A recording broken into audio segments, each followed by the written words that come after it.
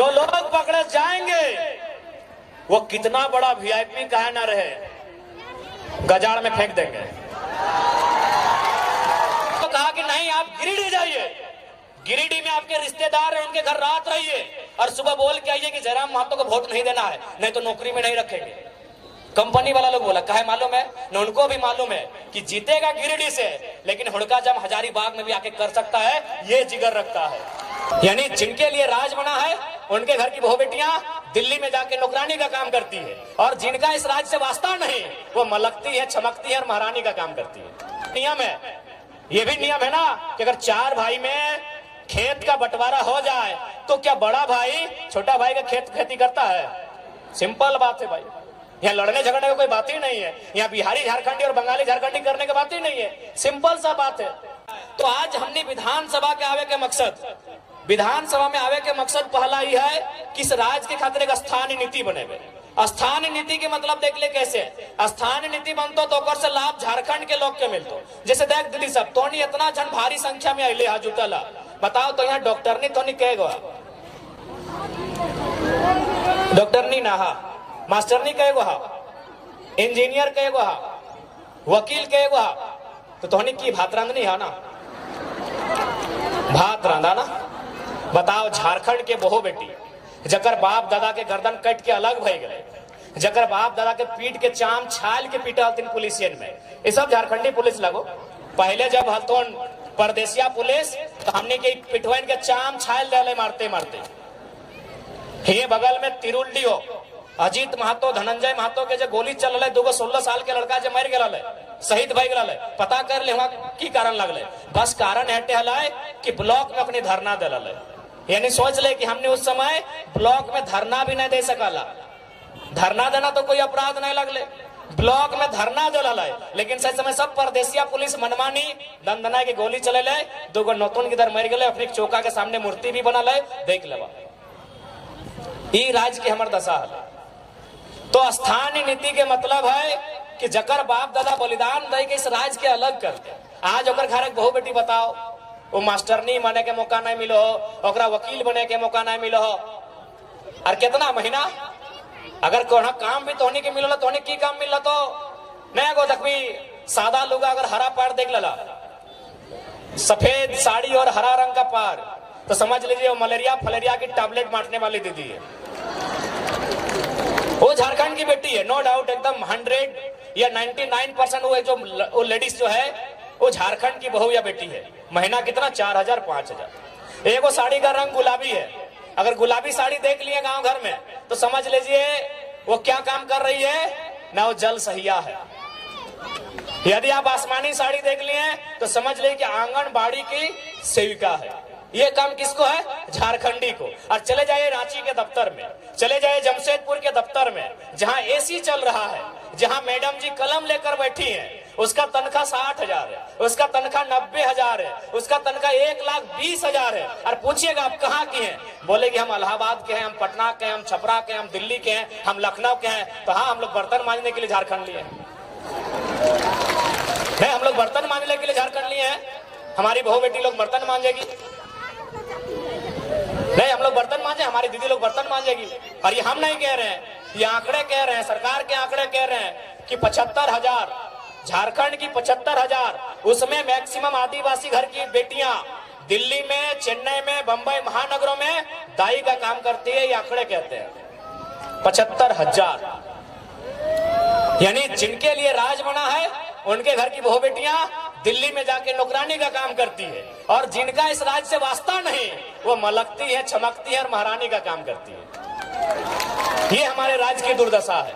हमें उन बहनों से भी शिकायत नहीं है, हमें शिकायत हमारी सरकार से। वो दिल्ली की बहन हो चाहे पटना की बहन हो, हमें उससे कोई शिकायत नहीं। शिकायत हमारी सरकार से है कि आप इस राज्य से बाहर लोगों को अवसर क्यों देंगे, क्यों देंगे? ये राज्य हमारा है, इस राज्य में गैर राज्यों को अवसर क्यों मिलेगा? अगर उनको ही अवसर देना था, यदि एचआर बन के यूपी के लोग ही आते, ठेकेदारी करने के लिए बिहार के लोग आते, नर्स बनने के लिए उड़ीसा के लोग आते, और यदि कंपनी को चलाने के लिए बंगाल के लोग आते, तो निर्मल महतो को गोली काहे चलाए थे भाई? निर्मल महतो क्या मने? कहे शहादत दिए थे, कहे शहादत दिए थे निर्मल महतो, बताइए। आप आज ठेकेदारी के लिस्ट उठाइए, अरे आपको ताज्जुब होगा कि पीसीसी रोड का ठेका यूपी और बिहार के लोग लेते हैं। ये हम नहीं कह रहे, अखबार का कटिंग कह रहा है। 80% पीसीसी रोड का ठेकेदारी अब यूपी और बिहार के लोग झारखंड में करते हैं। तो झारखंड के लोग क्या करेंगे? देखो, जिनको हमारी बात बुरी लगती है लगे भैया, लेकिन जो जेन्युइन बात है हम वही कहते हैं। हम आपके राज्य में एगो जल मीनार का ठेका नहीं ले सकते हैं, हम आपके राज्य में एगो नली का ठेका नहीं ले सकते हैं, और आप हमारे राज्य में 100 किलोमीटर 150 किलोमीटर तो पीसीसी तो टीसीसी रोड का ठेका लेते हैं। क्या है भाई, ये व्यवस्था कैसे चलेगी? ये कौन सी व्यवस्था है बताइए आप? ये कौन सी व्यवस्था है? ये कौन सा अलग झारखंड राज्य है? इसलिए झारखंड राज्य अलग नहीं हुआ था। इसलिए आज हमारी लड़ाई किसी गैर राज्य से नहीं है। जो लोग गैर राज्य के हैं वो हमारे बड़े भाई समान है। हमने शुरू से कहा है, बिहार हमारा मंझला भाई है, बंगाल हमारा बड़ा भाई है, और उड़ीसा हमारा संजला भाई। हम तो छोटा भाई है, 4 भाई है हम लोग। लेकिन ये भी तो नियम है, ये भी नियम है ना कि अगर 4 भाई में खेत का बंटवारा हो जाए तो क्या बड़ा भाई छोटा भाई का खेती करता है? सिंपल बात है भाई। यहाँ लड़ने झगड़ने का कोई बात ही नहीं है। यहाँ बिहारी झारखंडी और बंगाली झारखंडी करने की बात ही नहीं है। सिंपल सा बात है। अभी अगर 4 भाई में अगर जमीन का बंटवारा हो गया तो क्या बड़ा भाई जबरदस्ती छोटा भाई को खेत काट के ले जाएगा क्या? सिंपल सा बात है। तो बंटवारा हो चुका है। किसी के पास 94,000 वर्ग किलोमीटर है, किसी के पास 88,000 वर्ग किलोमीटर है, किसी के पास 1,55,000 वर्ग किलोमीटर है। हमारे पास सबसे कम 79,000 वर्ग किलोमीटर है। हमारी जमीन पे नजर नहीं गड़ाइए, हमारी जमीनों पे नजर नहीं गड़ाइए, हमारे खदानों पे नजर नहीं गड़ाइए, हमारे रोजगार पे नजर नहीं गड़ाइए, हमारी परंपरा हमारी संस्कृति पे नजर मत गड़ाइए। हमारी लड़ाई कहीं गलत नहीं है। क्योंकि हम लोग कमजोर हैं, इस बात को मानिए। क्योंकि ये निर्मलदा का दौर नहीं है, ये गुरु जी का दौर नहीं है, ये बिरसा भगवान का दौर नहीं है, और हमारे नेताओं की गलती के कारण, हमारे नेताओं के लालच के कारण हम लोग हैं कमजोर। अब लालच ही कहिएगा ना। अब बताइए, नेताजी गए हैं आपके वोट से जीत के और पार्टनरशिप कर रहे हैं विष्णु अग्रवाल से। नाम आपको मालूम है, छोड़िए कि गलत बोल रहे हैं। अरे आपको पार्टनरशिप ही करना था तो देवंती मुंडा से करते, देवेंद्र महतो से करते, जो लोग आपको वोट दिया है। क्या गलत बोल रहे हैं? हमारे नेताओं की उदासीनता, हमारे नेताओं की स्वार्थ नीतियां आज हमारे इस राज्य को कंगाल कर रही है। आज देखिए, माननीय मुख्यमंत्री का उदाहरण लीजिए। क्या आपको लगता है, मैं आज आदिवासी समाज से ये सवाल करता हूं, और आदिवासी नहीं, आदिवासी में भी आप 35-36 प्रकार के समुदाय आते हैं। सीएनटी कानून को समझिए। तो सीएनटी कानून में क्या कहता है कि आदिवासी, मैं आदिवासी पे ही बात करता हूं, कि एक आदिवासी का जमीन एक आदिवासी खरीदेगा, एक आदिवासी का जमीन आदिवासी खरीदेगा, लेकिन उसी थाना में। चलिए, उस समय थाना था, जिला बन गया है, या फिर हम प्रखंड मान लेते हैं। चलिए, हम ऐसे कानून में क्या है नहीं मालूम है, हम सपोज दैट जिला ही मान लेते हैं कि एक आदिवासी का जमीन उसी जिला उसी प्रखंड के एक आदिवासी को खरीदना है। तो हेमंत सोरेन तो रामगढ़ जिला के थे, दुमका में काहे खरीदे? तर्क से बात कीजिए, ऐसे हवा हवाई बात नहीं करेंगे। ये इसका मतलब वो बिरसा भगवान खुद नहीं मानते हैं। हेमंत सोरेन खुद देखिए, माला चढ़ाने से बिरसा भगवान के आप अनुयायी नहीं हो गए। अगर हेमंत सोरेन जी ने बिरसा भगवान पे माला चढ़ा दिया तो उसके अनुयायी नहीं हुए। वो चाहते क्या थे? वो उनके मरने के बाद जो कानून बना, क्या उस कानून को हेमंत सोरेन मानते हैं? मेरा एक ही सवाल है। बिरसा भगवान के मरने के बाद एक कानून बना, उस कानून का नाम है छोटा नागपुर टेनेंसी एक्ट। वो कानून तैयार होना स्टार्ट हुआ 1902 में और फाइनल हुआ नवंबर का महीना 1908 में। ये कानून बना बिरसा भगवान की शहादत के बाद। तो क्या माननीय मुख्यमंत्री उस कानून को मानते हैं? जी नहीं, धज्जियां उड़ाते हैं। उस कानून की धज्जियां उड़ाते हैं। उनका जमीन रांची में, उनका जमीन रामगढ़ में, उनका जमीन बोकारो में, उनका जमीन धनबाद में, उनका जमीन दुमका में। 5 जिला में हम जानते हैं, बाकी आप जानिए, बाकी आप जानिए, बाकी भैया आप जानिए। देखिए, आज लोगों को हमसे हालत इसलिए खराब है कि हम सरल शब्दों में लोगों को बहुत गहरी गहरी और रहस्यमयी बातों को समझा देते हैं। जो बातें उलझी हैं उन बातों को सुलझाते हैं। इसीलिए आज हमें लोग जानते हैं कि ये लड़का लीडर तो है ही, साथ में टीचर का काम करता है। और समाज में आप लीडर पैदा होने दीजिए, टीचर पैदा मत होने दीजिए। इसीलिए लोग इतना केस करता है हम लोग के ऊपर। नहीं, एक सिंपल सा बात है। हेमंत सोरेन आदरणीय मुख्यमंत्री, बड़े भाई उनको बोल रहे हैं बिल्कुल बिरसा भगवान के सिद्धांतों को नहीं मानते हैं। अगर मानते हैं तो चलिए आपसे कहेंगे, आपने जिन वैसे भी आदिवासी का ही जमीन खरीदा, अभी कितना करोड़ों का था, बोकारो वाला तो पेपर भी देख लीजिए, कटिंग 20 करोड़ बताया जा रहा है उसका अनुमान। आप उस आदिवासी परिवार का जमीन वापस कीजिए, हम मानेंगे आप आदिवासी हितैषी भी हैं और आप बिरसा भगवान को मानने वाले भी हैं। तो इसलिए अगर हम लोग सरकार में आते हैं तो देखिए, मेरा जो दिल कहता है, हम भी चूंकि किसान का बेटा है, हमारा कौम भी जो कुर्मी का अर्थ आता है कोड़ना, कोड़ना यानी मिट्टी कोड़ना, तो हमको भी लगता है चाहे आदिवासी की समस्या है, चाहे गैर आदिवासी रहे, मूलवासी रहे या ओबीसी रहे, किसी की रहे, पहली समस्या जमीन की है। आज हमारी जमीनों को जबरन कब्जा किया जा रहा है, आज जबरन हमारी जमीनों पर फैक्ट्री लगाई जा रही है, आज जबरन हमारी जमीनों पर सड़क पार किया जा रहा है। इसलिए हम लोग सबसे पहले जमीन कानूनों को सुधार करेंगे। अगर जमीन रहेगा तभी हम जिंदा रहेंगे, नहीं तो किसी रेलवे प्लेटफॉर्म में वो कटोरी लेके क्या बोलते हैं, गुलगुलिया, हालांकि माफी चाहते हैं शब्द के लिए, लेकिन सच्चाई है कहते हैं वो गुलगुलिया कोई बंजारा बोलता है, वही हमारा और आपका जीवन होगा। क्योंकि गुलगुलिया कोई नदी के किनारे पैदा नहीं हुए हैं, गुलगुलिया आकाश से टपके हुए लोग नहीं है, ना ही धरती को चीर के आए हैं, किसी और नर और नारी ने उनको जन्म दिया है। और वो नर नारी, उसका भी कहीं खेत खलिहान होगा, उसका भी कहीं बाग बगीचा होगा, लेकिन आज उसके पास नहीं है। शायद इसी प्रकार जैसा आज हमारे साथ हो रहा है, उसके साथ 100 साल पहले हुआ होगा। आज जिनको हम बंजारा कहते हैं, आज जिनको हम गुलगुलिया कहते हैं, आज जिनके पास मतलब सर ढकने के लिए छत नहीं है, जिनके पास कदम रखने के लिए एक बित्ता जमीन नहीं है, वो हमेशा ऐसे नहीं थे, वो हमेशा ऐसे नहीं थे। उनके पास भी इसी दुनिया में, इसी जहान में, किसी कोने में जरूर एक जमीन का टुकड़ा होगा, जहां उनके पूर्वजों का आशियाना होगा, जहां की सुबह और शाम वो अपने परिवार के साथ जीते होंगे, खाते होंगे, एक साथ रहते होंगे। लेकिन आज उनके पास कुछ नहीं है। चले जाइए रांची का रेलवे स्टेशन, चले जाइए धनबाद का रेलवे स्टेशन, चले जाइए कोई भी रेलवे स्टेशन, आपको मिलेंगे वो लोग। तो हम नहीं चाहते हैं कि झारखंड के लोगों की दशा ये हो। इसलिए अगर हम लोग गवर्नमेंट में आएंगे तो सबसे पहले यहाँ के जो जमीन कानून है मजबूती से लागू करेंगे, उनको और प्रभावी बनाएंगे, ताकि यहाँ के लोगों, भोले भाले लोगों की जमीन कोई हड़प ना ले। उसके बाद जो सबसे महत्वपूर्ण है, नौजवान। आज अगर नौजवानों की बात करें तो उनमें निराशा है। आज अगर नौजवानों की बात करें तो 10 साल एक कोचिंग संस्थान को समर्पित करते हैं। आज वो 10 साल 15 साल तैयारी करते हैं, कोई धनबाद में, कोई हजारीबाग में, कोई रांची में, कोई जमशेदपुर में। किसी की आंख की रोशनी चली जाती है, चश्मा चढ़ाना पड़ता है, किसी का पेट बाहर आ जाता है, देखिए सबका थोड़ा थोड़ा आ गया, किसी का पेट बाहर आ जाता है, देखिए किसी के बाल आधा घुस गए हैं, उड़ गए हैं, चेक कर लीजिए, किसी के बाल सफेद हो जाते हैं, लेकिन इंतजार में रहते हैं कि एक परीक्षा हो।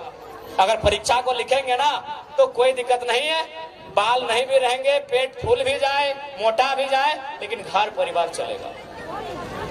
एक नौजवान को सबसे ज्यादा चिंता अपने स्वस्थ शरीर की होती है, लेकिन अपने स्वस्थ शरीर को हम लोग गला देते हैं। क्या गलत कह रहे हैं? एक 18 से 25 साल के लड़के को पूछा जाए कि पहली प्राथमिकता क्या है, वो कहेगा मेरा शरीर। एक 18 साल से 25 साल के लड़के या लड़की से पूछा जाए कि तुम सबसे पहले क्या चाहते हो, अपना शरीर को चाहेगा कि हम फिट रहें, सुंदर रहें, अच्छा रहें, बलशाली रहें। लेकिन आज वही उम्र हम लोग खपा देते हैं, कहाँ? हजारीबाग के कोचिंग में। वही उम्र हम लोग खपा देते हैं, कहाँ? जमशेदपुर में। वही उम्र हम लोग खपा देते हैं, कहाँ? धनबाद में। और परिणाम क्या होता है? 7-8 साल बाद परीक्षा आती है, परीक्षा का नाम लेते हैं सीजीएल जेएसएससी। 28 जनवरी 2024 को हम लोग वो एडमिट कार्ड हाथ में लेके एग्जाम लेने जाते हैं। रांची की बहन जमशेदपुर जाती है, जमशेदपुर वाली दीदी गढ़वा जाती है, और 2 घंटा बाद पता चलता है, घर आते आते रास्ते में पता चलता है पेपर लीक हो गया। पेपर लीक हुआ है। चलिए पेपर लीक हुआ था, उससे तो समझ सकते हैं कि दोबारा पेपर ले सकते हैं, दोबारा एग्जाम होगा, लेकिन पेपर लीक 27 लाख में हुआ था। पेपर लीक हुआ था तो हम समझ रहे हैं। अरे आप तो छोड़िए, आप लोग तो किसान हैं, यहाँ सरकारी नौकरी करने वाले हम पुलिस वाले भैया लोग को देख रहे हैं, पुलिस वाली दीदी बैठी है, इन्हीं से पूछिए क्या अपने बेटा या बेटी के लिए 27 लाख में कोई पेपर खरीद पाएंगे? इन्हीं से पूछिए, सरकारी नौकरी करते हैं हम, और अपनी बात नहीं करते, हम तो गरीब किसान के लोग हैं। यहाँ देखिए बहुत सारे सरकारी नौकरी करने वाले, नहीं करने से भी इनकी तनख्वाह ठीक ठाक जैसे भी है, क्या ये लोग अपने बच्चों के लिए 27 लाख में पेपर खरीदेंगे? पेपर लीक हुआ उसका दुख नहीं है, चलिए 15 दिन बाद फिर पेपर ले लेंगे, चलिए सरकार, हम लोग सड़क पे आएंगे, हम लोग आंदोलन करेंगे, हम लोग मसाल जुलूस निकालेंगे, तो सरकार 15 दिन के बाद फिर परीक्षा ले लेगी। लेकिन 27 लाख में पेपर बेचा गया था। कौन सी हमारी माए बहनें हैं, कौन से हमारे गार्जियन है जो 27 लाख में अपनी बेटी के लिए एक चपरासी का नौकरी खरीद के ला देंगे? ये सवाल है। कौन सी हमारी दीदी है जो 27 लाख रुपया खर्चा करके अपने बेटे को एक दरोगा बनाएंगे? है हिम्मत क्या? इसलिए अगर हम लोग सरकार में आते हैं तो इस राज्य में नियमित परीक्षा होगा। नियमित मतलब अभी जेपीएससी की बात करें, राज्य की सबसे बड़ी नौकरी की परीक्षा, साल कितना 24, जेपीएससी कितना हुआ है? ये जो हो रहा है अभी कितना? अरे काहे 11, हम 8 बोलेंगे, एक बार में 4 को काहे मानेंगे? मतलब 6 के बाद 7, 8, 9, 10 आप बोल दिए दिन को। वो कहते हैं ना कि राजा ने कहा रात है, मंत्री ने कहा रात है, संतरी ने कहा रात है, रानी ने कहा रात है, जनता ने भी कहा रात है, जबकि ये सुबह सुबह की बात है। तो आपने कह दिया 11 जेपीएससी, मान जाएंगे? क्यों मानेंगे? 6 जेपीएससी, 7, 8, 9, 10, 4 बार में आप एक जेपीएससी लिए, एक टर्म में 4 को, अभी 252 सीट से क्यों मानेंगे? 1200 सीट देते हम मानते, 1200 सीट देते हम मानते। इसीलिए 7 और ये 8 जेपीएससी, साल कितना 24, यानी एक साल में एक जेपीएससी होना चाहिए। क्या गलत बोल रहे हैं? जेपीएससी का मतलब क्या है? पढ़े लिखे नौजवान बताएं। एक साल में एक जेपीएससी। इसलिए ये तो तय रहेगा कि परीक्षा नियमित होगी और फ्री और फेयर होगी, कदाचार से मुक्त होगी। और जो लोग कदाचार में पकड़े जाएंगे, अभी थोड़ा नया नया नियम कानून आया है, शब्द का थोड़ा पाबंदी है, जो लोग पकड़े जाएंगे वो कितना बड़ा वीआईपी काहे ना रहे, गजाड़ में फेंक देंगे। और आज आपको फिर से कहेंगे, अगर झारखंड को बदलते हुए देखना चाहते हैं तो हम नहीं कह रहे हमारे लड़कों को, आप जिसको भी एमपी एमएलए सीएम बनाइए वो रिस्की होना चाहिए, रिस्की होना चाहिए। अगर वो रिस्की नहीं होगा, अगर उसमें अपने परिवार की चिंता होगी, जान का डर होगा, तो लिख के बोलते झारखंड नहीं बदलेगा, नहीं बदलेगा भैया। एचईसी का कब्जा है, टाटा का कब्जा है, चांडिल डैम 60 साल पुराना विषय है, हिंडाल्को में 50-60 साल पुराना विषय है, बीसीसीएल, सीसीएल, ईसीएल। अरे भाई आप सीधा उंगली से घी निकलेगा। यहाँ ऐसा सीएम चाहिए जिसके पास कलेजी नहीं कलेजा हो। लिख के बोल रहे हैं, लिख के बोल रहे हैं। आप कैसे उनसे लड़ेंगे भाई जो कई वर्षों से हम पे शोषण कर रहे हैं? आप उन उद्योग घरानों से लड़ लेंगे? कहां लड़ पाए आप बताइए तो। रामगढ़ में बूढ़ा काप में एक बच्चे का कैंसर से मौत हो जाता है, अभी भी कंपनी चल रही है। काहे कंपनी चल रही है? ना वहां के जो नेता है, कंपनी का जो नाती है मालिक का, उसको केक खिलाने जाता है। नहीं बदलेगा। यदि आपको लगता है हम लोग भी बिल्कुल, हम लोग तभी बदलेंगे जब हम लोग में यह हिम्मत होगा कि तुम गोली चला लो लेकिन झारखंड की नीति बनाने से समझौता नहीं करेंगे। नहीं बदलेगा भैया। खासकर झारखंड को आप सीधा रास्ते से, ये जो कानून कानून कानून कानून कानून नहीं बदल पाएंगे। इसके लिए थोड़ा होना चाहिए बोल्ड लीडर, जो थोड़ा अगर पटका पटकी का भी नौबत है तो पटक दे। नहीं बदलेगा। अरे बीसीसीएल आज का कब्जा है, क्या आपको क्या मालूम है? कुछ बता देते हैं। 1975 में 300 मजदूर का आदमी मर गया दब के। 1964 में 268 को कोयला के खदान के नीचे दब के मर गया। 2006 में बागमारा में 50 को आदमी मजदूर नीचे दब के मर गया। उस बीसीसीएल से आप लड़ लेंगे? अरे आपका एक और नहीं 300 आदमी दब के वहां मर जाता है, कोई सुनाने वाला नहीं भैया। आप उससे लड़ लेंगे? मजाक लगता है आपको? पूरा चेन को कब्जा करके रखा है। ठीक है, पूजा सिंघल को आपने अरेस्ट कर लिया, उसका हॉस्पिटल तभी भी खड़ा है। पूजा सिंघल को आपने अरेस्ट कर लिया, हॉस्पिटल तभी भी खड़ा है। क्या कबाड़ लिए? क्या कबाड़ लिए? नहीं होगा, स्पष्ट कहेंगे। और हम भी बार बार यही बोले हैं, अगर हमारी पार्टी से कोई विधायक बनने आए हैं तो भैया कलेजा लेके आइएगा। कलेजी है तो मत लड़िएगा। नहीं होगा। सीधे रास्ते से झारखंड में पॉलिटिक्स नहीं होगा, वही होगा। फिर हम जीतेंगे, 2 गो गार्ड आगे रहेगा, 2 गो पीछे रहेगा, वही चलेगा जैसा चल रहा है। 4 गो फार्म हाउस रहेगा, 1 गो घरवाली रहेगी, 2 गो बाहर वाली रहेगी, यही चलेगा। इससे ज्यादा नहीं बदलेगा। लिख के बोल दे रहे हैं। अगर कलेजा है तो ही बदलेगा, और विश्वास कीजिए हम लोग बदलेंगे। एक छोटा सा उदाहरण देते हैं। चंद्रपुरा में प्लांट है, CTPS उसका नाम है। वहां एक प्लांट आया, रैयत लोग डिमांड किया कि जमीन हमारा दादा दिया है, नौकरी हमको चाहिए। आपको भी मालूम है, अगर कंपनी और ग्रामीण के बीच झगड़ा होता है तो पहले क्या होता है?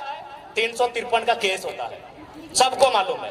यदि झारखंड के लोग जमीन के बदले नौकरी मांगे तो पहले पुलिस जाती है और 353 का केस होता है। वहां भी यही हुआ, लेकिन वहां एक काम नया हुआ। क्या हुआ पता है? मैनेजर ने कहा कि ठीक है, 21 लड़कों पे केस किए हैं, अभी केस को होल्ड कीजिए, 4 तारीख को वोट का रिजल्ट आएगा। अगर जयराम महतो MP बन गया तो केस वापस कर लीजिएगा, नहीं तो बवाल कर देगा। ये फेंक नहीं रहे, पता कर लीजिएगा। चंद्रपुरा का प्लांट सामने है, बोकारो जिला में पड़ता है। और जैसे ही हम 4 तारीख को चुनाव का रिजल्ट आया, चुनाव में हमारी हार हुई, केस 5 तारीख को तेनुघाट ट्रांसफर हो गया। बदलने आए हैं, मौका तो दीजिए ना। तो देखिए, स्पष्ट कहेंगे, ये जो सिस्टम चल रहा है, इस सिस्टम से ना राज बदलेगा ना राज की तकदीर बदलेगी। इस सिस्टम में जब तक निर्मल जैसे नेता नहीं आएंगे, इस राज को नहीं बदल सकते हैं। आप नहीं बदल सकते हैं। अब वो आपको तय करना है, वो आपको तय करना है। ये राज्य आपका है। हमने अपने 2 साल का एक्सपीरियंस आपको कहा, बकायदा हमने कोयलांचल और कोल्हान में क्या कहा मालूम है? हमने कोयलांचल और कोल्हान में तो वोट देने का बात ही नहीं किया। हम बोले नहीं, हम लोग यहाँ तो विधायक संसद बनने का बात ही नहीं करेंगे। हमने कोल्हान और कोल्हांचल में एक ही लाइन कहा कि आप हम दो हमारे दो नहीं, तीसरे बच्चे को पैदा कीजिए। एगो को डॉक्टर बनाइए, एगो को वकील बनाइए, लेकिन तीसरा को बिरसा और निर्मल की तरह तैयार कीजिए, नहीं तो आने वाला दिन कोई आपकी नहीं सुनेगा। ये बात हमने क्यों कहा मालूम है? आप भी कहेंगे पढ़ा लिखा लड़का और ऐसा बोलते हैं। हमने ये बात तब कहा जब धनबाद जिला के पूर्व डीसी ने, डीसी यानी जिला का सर्वोच्च पदाधिकारी, उसने क्या कहा मालूम है? कालीचरण महतो नाम का एक आदमी जो भोली गांव का रहने वाला है, उसका जमीन जबरदस्ती कोई कब्जा कर रहा था। वो शिकायत लेके गया डीसी के जनता दरबार में। बताइए डीसी का क्या भर्सन था मालूम है? सुन के आप चौंक जाएंगे। डीसी ने कहा, अरे तुम लोग का तो बहुत जमीन है, 2-4 एकड़ कोई ले लिया तो क्या हुआ? डीसी का बाप का जमीन था भाई। तब हमने मजबूरी में कहा कि कोयलांचल वालों, कोल्हान वालों, जब डीसी आपकी नहीं सुन रहा है, एसपी आपकी नहीं सुन रहा है, LRDC आपकी सुन नहीं रहा है, तो कौन बचाएगा? कौन बचाएगा आपको? इसीलिए अगर आप चाहते हैं अपना बचाव, तो एगो बेटा या बेटी एक्स्ट्रा पैदा कीजिए। उसके नाम का राशन कार्ड नहीं होगा, उसके नाम का वोटर कार्ड नहीं होगा, उसके नाम का एडमिट कार्ड नहीं होगा, उसके नाम का आधार कार्ड नहीं होगा, वो निर्मल के रास्ते पर चलेगा। हो सके आपको सुनने में मजाक लगता हो, लेकिन आप ही बताइए ना दीदी, डीसी नहीं बोला कि हम नहीं मदद कर पाएंगे, जमीन उसका छीन लिया, डीसी मदद नहीं कर पाया, डिप्टी कमिश्नर, डिप्टी कलेक्टर, जो भी बोलिए, एक जिला का सर्वे सर्वा मदद नहीं कर पाया, तो कौन आपकी मदद करेगा? BDO CO का हैसियत है भाई। एक डीसी आपकी मदद नहीं कर पाया। ये जीता जागता उदाहरण, कुछ महीनों का उदाहरण दे रहे हैं, तो सोचिए सालों से कितना हमारा कत्ल हुआ है, सालों से हमारे साथ कितना बेईमानी हुआ है। एक डीसी हमारी मदद नहीं कर पाया। तब हमने ये बयान दिया कि तीसरे बच्चे को जन्म दीजिए, एगो को डॉक्टर, वकील जो बनाना है बनाइए, इंजीनियर बनाना है बनाइए, लेकिन एगो को तो भाई निर्मल महतो के रास्ते पे चलने बोलिए। कहा कि इंजीनियर बेटा क्या बोलेगा मालूम है? कि ये माँ काहे लफड़ा में है, चलिए कलकत्ता में फ्लैट लेके रहेंगे, छोड़ दीजिए लफड़ा।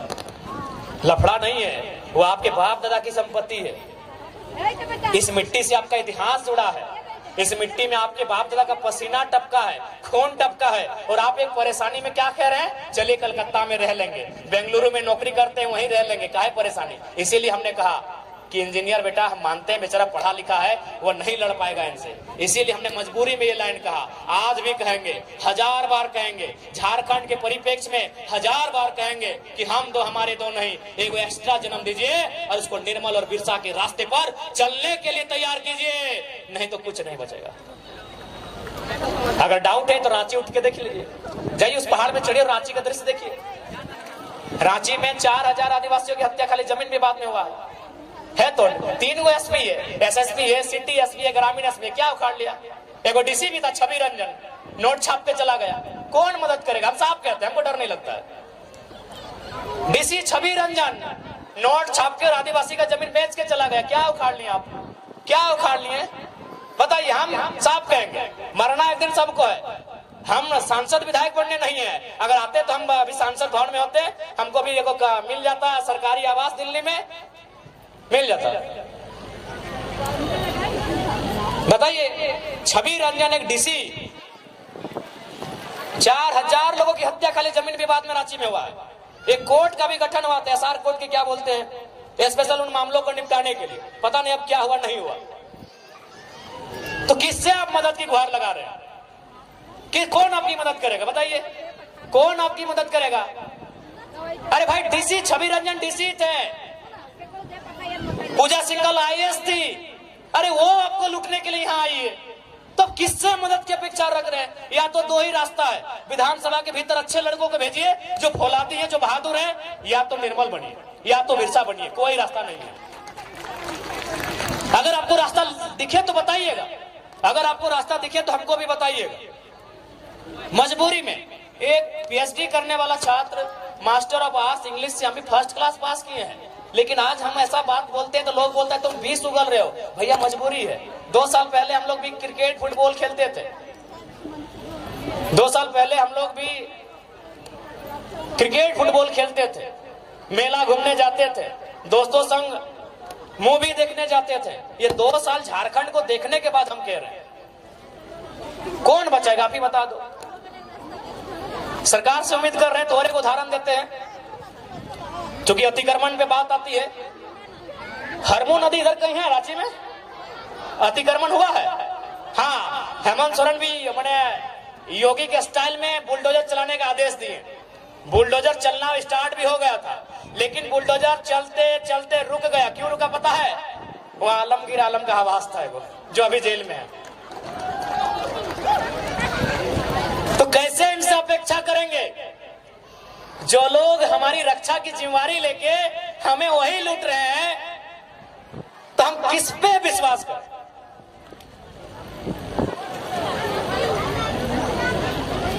इसलिए आज आपसे करवत प्रार्थना है, और फिर से वही सवाल है कि यदि झारखंड राज्य अलग करने का उद्देश्य अगर पूरा हो गया है तो बोल दीजिए इस भीड़ में से हम लोग चुनाव नहीं लड़ेंगे। पैसा कौड़ी कुछ भी नहीं है, ऊपर से बहुत रिस्क है, जान का खतरा है। आप बोल दीजिए कि झारखंड राज्य अलग करने का उद्देश्य पूरा हो चुका है, हम लोग चुनाव नहीं लड़ेंगे। हो गया है क्या? हो गया है? हुआ है? तो क्या हमें चुनाव लड़ना चाहिए ना भाई? कहीं अगर उद्देश्य पूरा हो गया तो हम लोग क्यों टांग अड़ाएंगे? जो चला रहे चलने दीजिए। लेकिन अगर उद्देश्य पूरा नहीं हुआ है तो चुनाव लड़ेंगे भी, चुनाव जीतेंगे भी, और उनको तो गाड़ेंगे तो झारखंड को लूटने के लिए आए हैं। और एक बात स्पष्ट कहेंगे, ये जो बाहर भीतर के जो टर्म यूज करते हैं, आप आइए धनबाद, 3 बार सांसद कॉमरेड ए.के. राय बने। आज धनबाद के कोई गांव नहीं है जहां उनको पूजा नहीं जाता है। वो हमारे राज्य के नहीं थे, लेकिन उन्होंने अपना सर्वस्व इस राज्य के लिए निछावर कर दिया। तो भैया जो इस राज्य के लिए निछावर करेगा उसको हम लोग भगवान बना के रखेंगे, लेकिन अब लूटेगा वो डीसी छवि रंजन ही क्यों ना रहे, थोड़ी मानेंगे। इसलिए आप सभी से हमारी अभिलाषा कि इस बार का विधानसभा का चुनाव, और तोहनियन से तो विशेष कहा दीदी साहब, क्योंकि लोकसभा में तो हमने क्या कैंडिडेट हालो ना है, तो विधानसभा में गुस्सा झाड़ दिया, दम लगा के धर्मन दीदी के देखिया, क्योंकि लोकसभा में हमने कैंडिडेट ना हालो, ये खोटी लोकसभा है ना भाई, तो खोटी में हम लोग कैंडिडेट तो दिए नहीं थे, तो विधानसभा में निराश मत कीजिएगा, विधानसभा में निराश मत कीजिएगा। ये आज तमाड़ विधानसभा से हम ये अपील करना चाहेंगे, क्योंकि लोकसभा में कैंडिडेट नहीं रहा, हम लोग प्रत्याशी खोजे, प्रत्याशी को बोले भी तो तैयार नहीं हुए, लेकिन उम्मीद करते हैं चलिए लोकसभा का चुनाव पार हो चुका है, विधानसभा का जो चुनाव आएगा उसमें आपका आशीर्वाद मिले। और एक बात स्पष्ट कहेंगे, चुनाव जीतना हारना अलग बात है, जीत गए तो सदन के भीतर से आपकी बात करेंगे, और नहीं जीत पाए तो सड़क में बैठकर, धरने में बैठकर वहां भी आपकी ही बात करते हुए दिखेंगे। आपसे हमारा नाता है वो नाता रहेगा, आपसे जो हमारा नाता है वो नाता रहेगा, वो किसी भी हाल में नहीं टूटेगा। हम आपके लिए आए हैं, जनता जनार्दन के लिए आए हैं, हम लोग खड़े हैं। खैर देवेंद्र दा तो बता दें कि अपना बाल नहीं काटेंगे। ऐसे बहुत सारे नौजवान जिन्होंने बहुत किस्म का मैंने वचन लिया है। रिजवान जी भी अपना वचन बता दिए। तो हम लोग शौक नहीं है कि विधायक बन के निकल जाए, सांसद बन के निकल जाए। ख्वाहिश यही है कि इस राज्य के लोगों का संरक्षण हो। आज जो इस राज्य के लोग, चाहे हमारी नौकरियों की बात करें, शिक्षा स्वास्थ्य की व्यवस्था की बात कीजिए, आप बोंडू अनुमंडल अस्पताल की देवेंद्र दा बात कर रहे थे। अरे आप रांची नहीं, झारखंड के सबसे बड़े अस्पताल रिम्स की बात कीजिए ना। रिम्स को लेकर कुछ दिन पहले हाईकोर्ट का एक स्टेटमेंट था कि यदि रिम्स इलाज की व्यवस्था नहीं कर पाते हैं तो बंद कर दीजिए व्यवस्था। यानी इस राज्य के सबसे बड़े अस्पताल को हाईकोर्ट ने फटकार लगाया है। तो भाई ये सरकार कर क्या रही है? अपना परिवार का सीट बढ़ा रही है। और वास्तव में इस राज्य में नियोजन नीति है, आपको मालूम नहीं है क्या?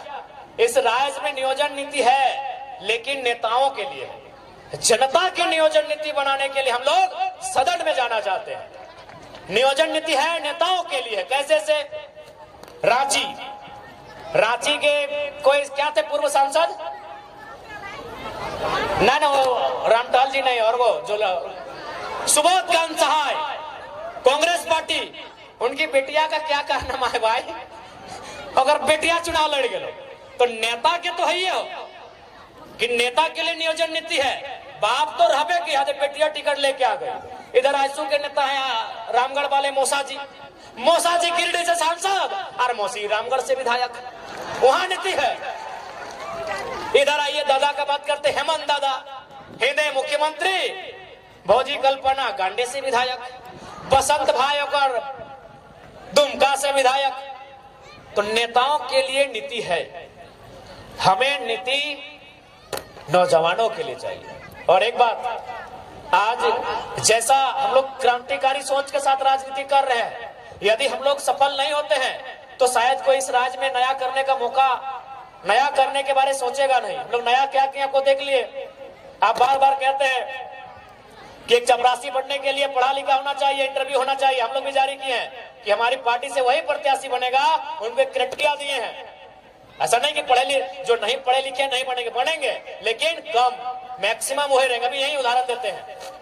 आपके बीच हमारे 3 प्रत्याशी, हम गिरिडीह वाले हैं, आपके रांची से देवेंद्र दा है, हजारीबाग से संजय मेहता है। क्या क्वालिफिकेशन है? Appearing PhD. Devendra Nath Mahato appearing PhD, Sanjay Mehta MA+ LLB।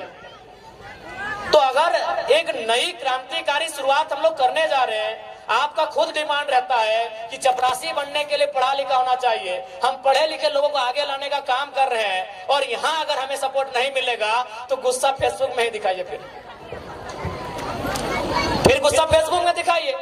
हम तो आपके मन मुताबिक जैसा युवा चाहती है हम तो ऐसा लेके आए हैं। हमने यहाँ तक प्रत्याशी के लिए इंटरव्यू भी रखा है। ऐसा इतिहास में तो बताइए, हमारे पार्टी से जो भी प्रत्याशी बनेंगे उनका इंटरव्यू लिया जाएगा। ऐसा इतिहास में नहीं हुआ।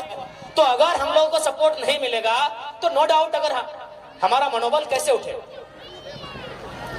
तो इसलिए हम लोग क्रांतिकारी बदलाव करने इस राज्य में जा रहे हैं, आपका आशीर्वाद मिले। और विशेषकर दीदी लोग आपसे कहेंगे, दीदी लोग आपसे भी कहेंगे कि अबरी अगर नो डाउट आपकी भूमिका बहुत ज्यादा है, आपकी भूमिका तोहनी के भूमिका ये खातिर ज्यादा हो ना, तोहनी के काम ज्यादा हो।